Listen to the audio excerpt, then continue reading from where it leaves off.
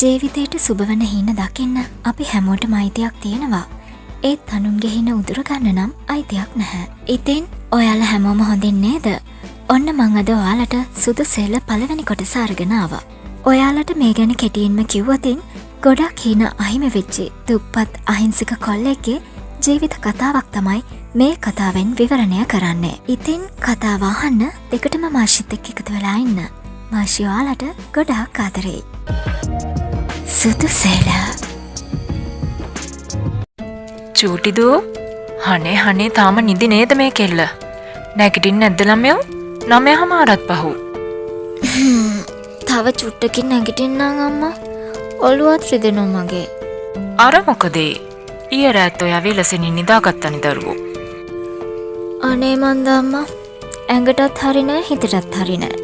අම්මා ඊයේ රා අපච්චි කතා කරාද? නැහැ දුව. එයා වැඩ ඇති. මේ සතියේත් ගෙදර එන එකක් නෑ මං හිතන්නේ.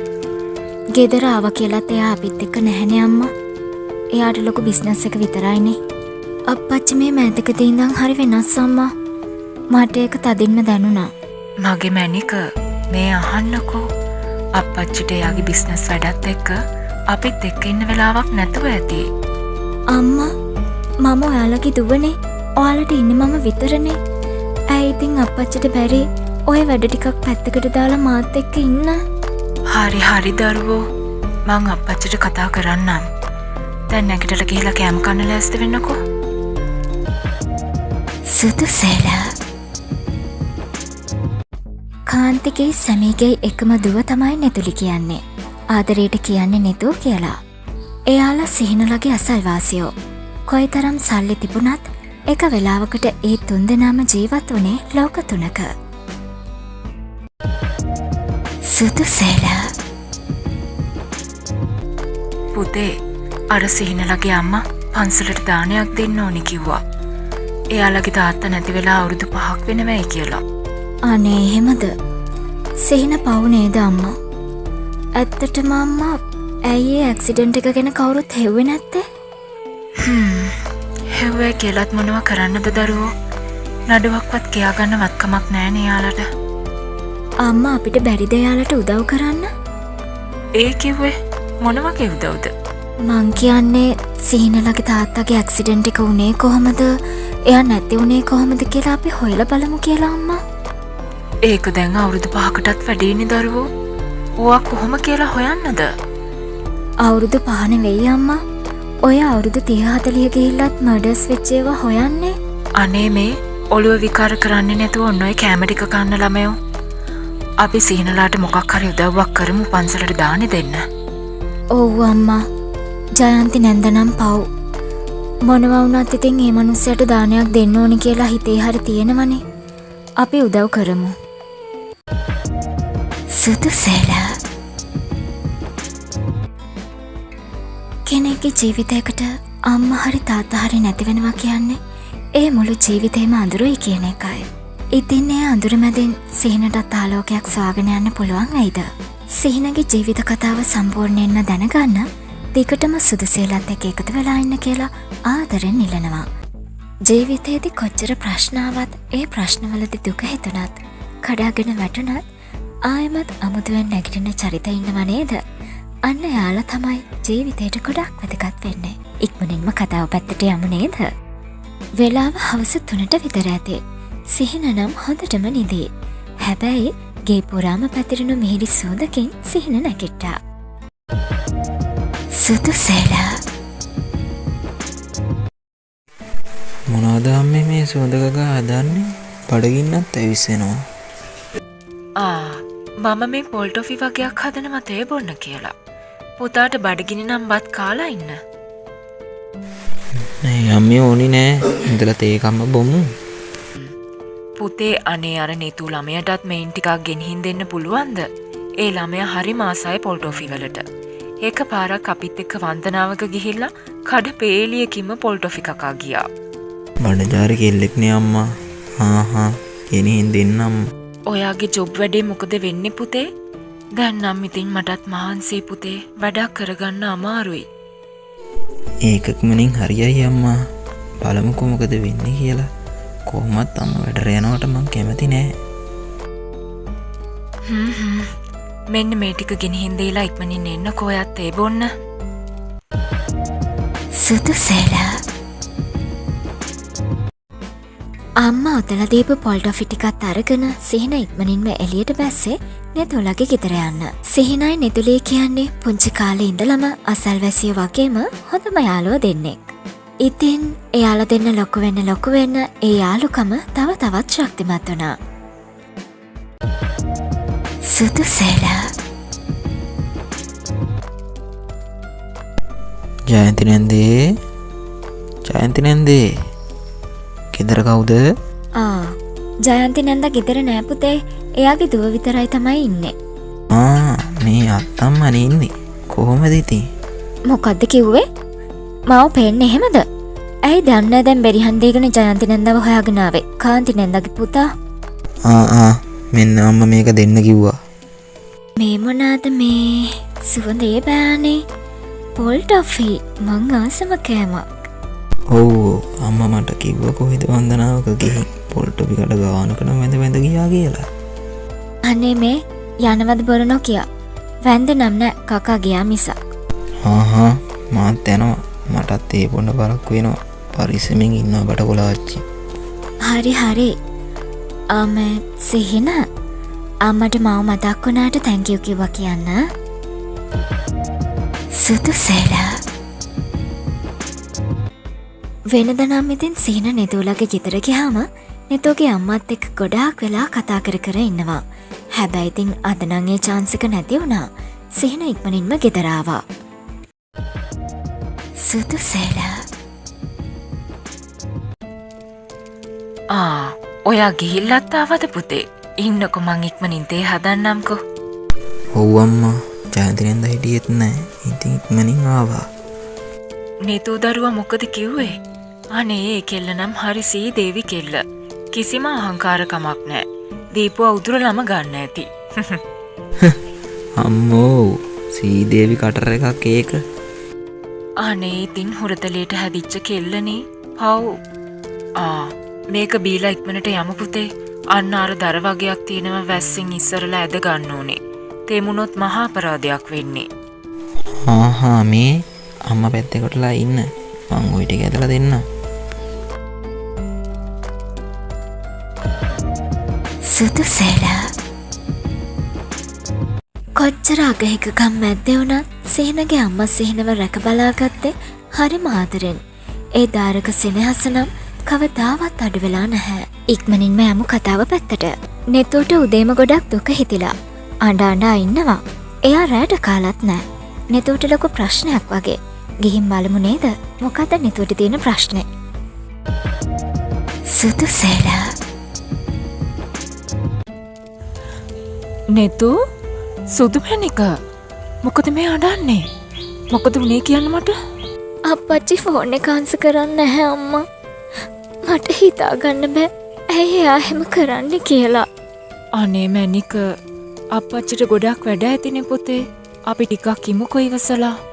බිස්නස් වැඩ කියා එයා අපේ ජීවිතවලින් ඈත් වෙනවා කියලා අම්මට තේරෙන්නේ නැද්ද අම්මා?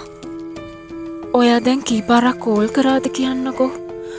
හරි තව එක පාරක් අරන් බලන්නකෝ. ආන්සර් කරයි අප්පච්චි. ඉන්නකෝ අම්මා. මම මේ අප්පච්චිට කරන අවසාන කෝල් එක. මේක ආන්සර් නොකරොත් නම් මං එයාත් එක්කයි ජීවිතේට කතා කරන්නේ.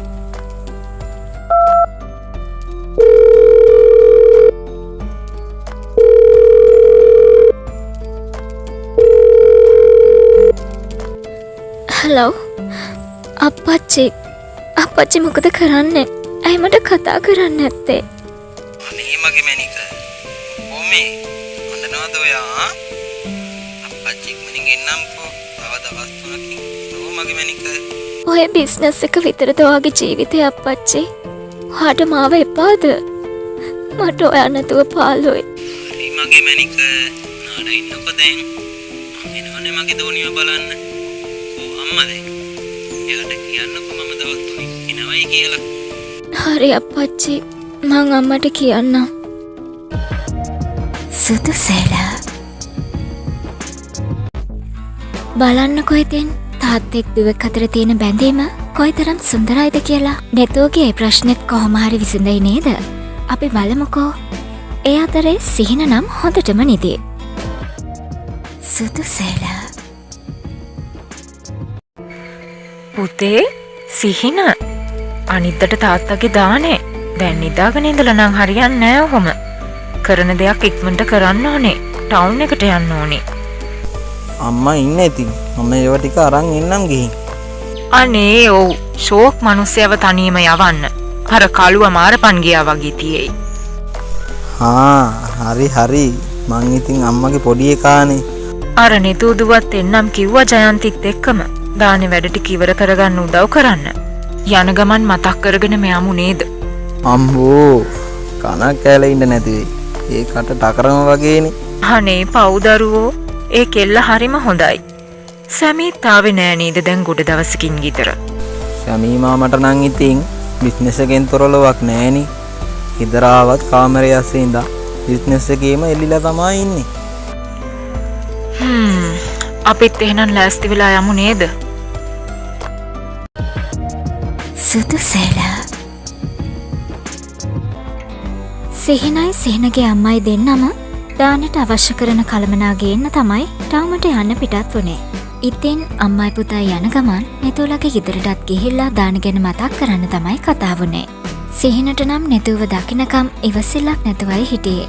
මොකද හැමතිස්සෙම සිහිනගේ වැඩේම නෙතුව තරහ ගස්සන එකනේ. කාන්තිගේ පුතා සිහිනයි දෙන්න ටවුන් එකට යන්න පිටත් වුණානේ. ඒ දානට අවශ්‍ය කරන කළමනා ගේන්න. ටවුන් එකට යන ගමන් එයාලා කතා වුණේ ජයන්තිලගේ ගෙදර. එහෙමත් නැත්නම් නෙතුලගේ ගෙදරටත් ගිහිල්ලා දානෙට එන්න කියලා පණිවිඩෙත් කියන්න. එහෙනම් තව වෙලා ගන්න නැතුව යමු නේද කතාව පැත්තට. සුදු සේල. ජයන්ති අක්කේ ගෙදර කවුද? කවුරුත් ගෙදර නෑ වගේනේ දරුවෝ. ගෙවලුත් සේරම ඇරලා දාලා කවුරුවත් පේන්න නෑනේ අම්මේ. ඒකනේ දරුවෝ. අනේ අයි හදිස්සියකට කතා කරන්න ෆෝන් නම්බර් එකක් ඉල්ලගෙන යමු නේද? ඔව් අම්මා ඒක හොඳයි. එතකොට මෙහෙම ඇවිත් කෑ ගගා ඉන්න ඕනේ නෑනේ. බලමුකෝ ආයිසරයක් කතා කරලා. ජයන්ති අක්කේ ගෙදර කවුද? එනව නැන්දා. මම මේ වොෂ් එකක් දාන ගමන් දෙවියනේ සිහින. අනේ දෙවියනේ මේ පූරු පැටියක් මෙතනනේ. ෂිට් ලැජ්ජාව බෑ. අයියෝ මන් ටවල් එක පිටින්. හපොයි කෙල්ල දිව්වා නේද? පුතා ඉන්නෝ කියලා දන්නේ නැතිව වෙන්නේ නැති එන්න ඇත්තේ. හව් මේ කමක් නෑ පුතේ. අපි ආවේ දානේ මතක් කරලා යන්න. අනිද්දා උදේම එන්න කොහෙනම් අම්මත් එක්ක. දානේ උයලා පන්සලට අපි අරගෙන යන්නේ. එන්නම් නැන්දේ. මං අම්මට කියන්නම්කෝ. මේ පුතේ ඔයාගේ නම්බර් එකක් තියෙනවා නම් දෙන්නකෝ. මං ඇවිල්ලා කෝල් එකක් ගන්නම්. අපි මේ ටවුන් එකට යන ගමන් ආවේ. 077යි 152යි 0890. ඒක සේව් කරගත්තද පුතේ? යමු එහෙනම්. ඔව් අම්මා මං සේව් කරගත්තා. හරි අපි යමු. ඒයි පිසි අපි යනෝ. හරි බුදු සරණයි. සුදු සේල. බලන්නකෝ ඉතින් නෙතුට වෙච්ච වැඩේ. කෙල්ල ලැජ්ජාවට එළියටවත් බැස්සේ නැහැ. සිහිනටත් ඉතින් මොනවා හිතෙන්නේ නැතිද නේද? කොහොම වුණත් සිහිනයි අම්මයි දෙන්නම ටවුන් එකට ගිහලා බඩු ටිකක් අරගෙන තමයි ගෙදර ආවේ. සුදු සේල. නෙතුට කෝල් එකක් ගන්න පුතේ. අපි ආවා මේ පැත්තට ඇවිල්ලා යන්න කියලා.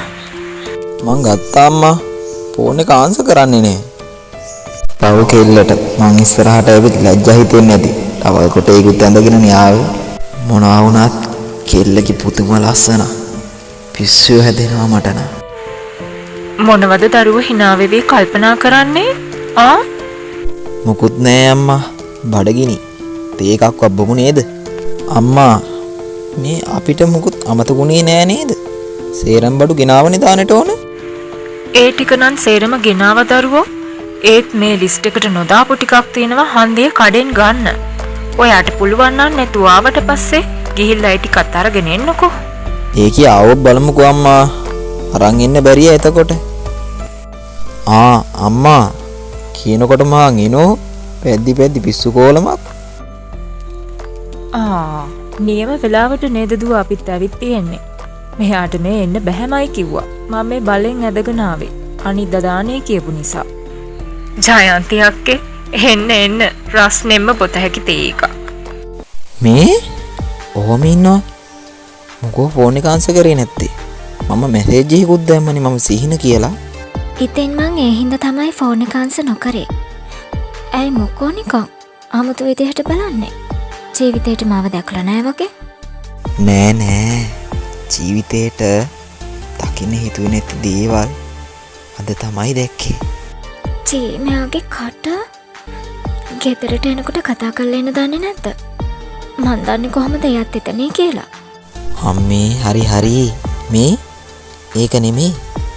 හැබැයි ලස්සනයි සුරංගනාවියක් වගේ මේ එන්න නම් එපාවට හරිද? යමු තේ බොන්න. ඒකත් නිමිනෝ.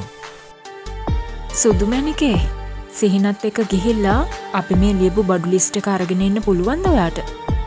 අම්මා යන්න නම් පුළුවන්. හැබැයි මට මොන හරි කන්න ඕනේ. නෑ අම්මා මං ගිහින් එන්න. මෙයා ඕනේ ඊළඟට මාව විකිනේ මෙතන මේ බඩජහරි මල්ලි පුරවන්න ගිහින්. අන්න දැක්කද බඩජහරි මල්ලලෝ. තනියම අනිකයි ඇත්තේ හැන. ඔටුවා වගේ සෙරම කරේ තියාගෙන ඉන්න පුළුවන් එතකොට. අම්බෝ හරි යමු. ඔය මොන හරි 10කට 15කට අරන් දෙන්න. අනේ අම්මපා මේ දෙකගේ වලි රණ්ඩු පෙරණ නිදහසක් නැති වෙනවා. දෙන්නත් එක ඉක්මනට ගිහිල්ලා ওই ටික අරගෙන එන්නකෝ දැන්. සුදු සේලා රණ්ඩු කෙක්කවල් දෙකක් සෙට් වුණාමත් ඔහම තමයි ඉතින්.